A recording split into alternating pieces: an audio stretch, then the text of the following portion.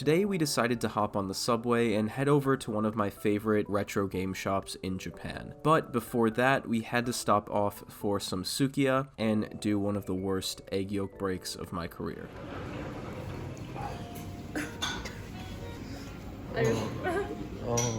On our way back to Ojamakan, we got a little distracted by this bookstore. I of course had to check out the One Piece section, and I found this cute Chopper Man manga that I kind of regret not buying, honestly, so I'm hoping I'll see it again. This bookstore actually had a lot of video games, and the prices were pretty fair as well.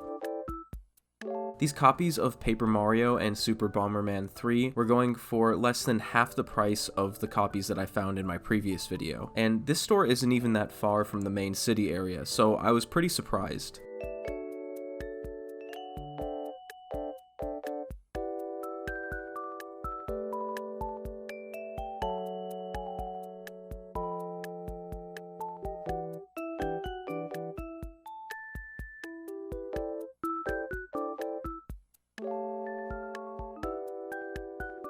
The same goes for this complete in-box copy of Pokemon Yellow for roughly $60.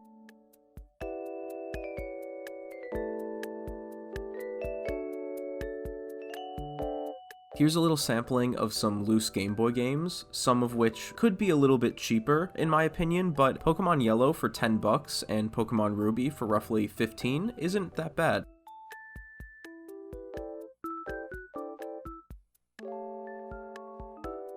Most of these boxed Super Nintendo games were also very cheap. And here's a copy of Metroid Other M because I think the Japanese box art for this game is super cool. I ended up grabbing this strategy guide for Dragon Quest 1 and 2 on the Game Boy Color. It was only 1,000 yen, which is just under 7 USD.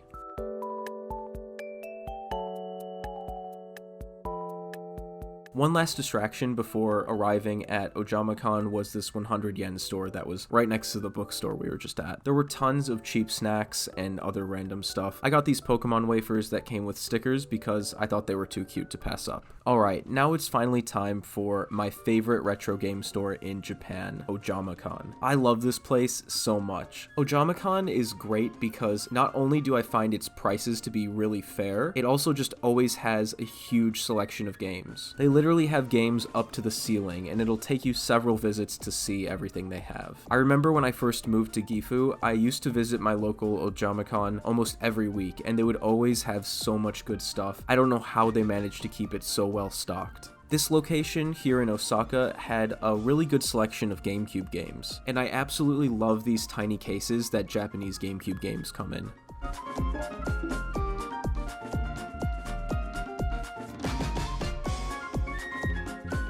Here's a bunch of loose Game Boy Advance games for around $5 to $10 each. As you can see, the walls are just completely draped in cartridges from all consoles, and it's a bit hard to know where to look sometimes, but it's such a cool feeling when you finally find something that you want. Remember in the previous video how I said you could get loose Pokemon games for a few dollars each if you know where to look? Well, here they are, right next to some rewritable Game Boy cartridges that I didn't know were a thing.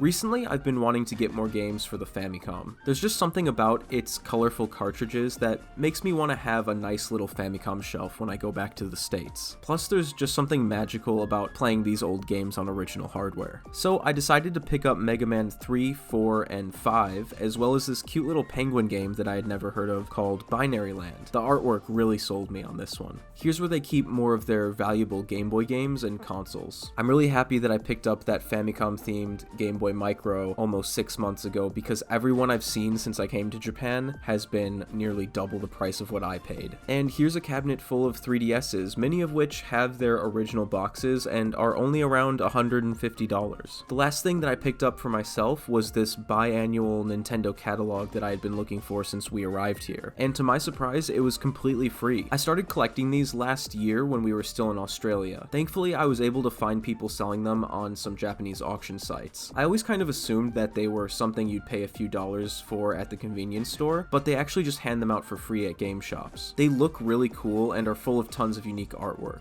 and I think that these will be even more fun to look back at years from now as well.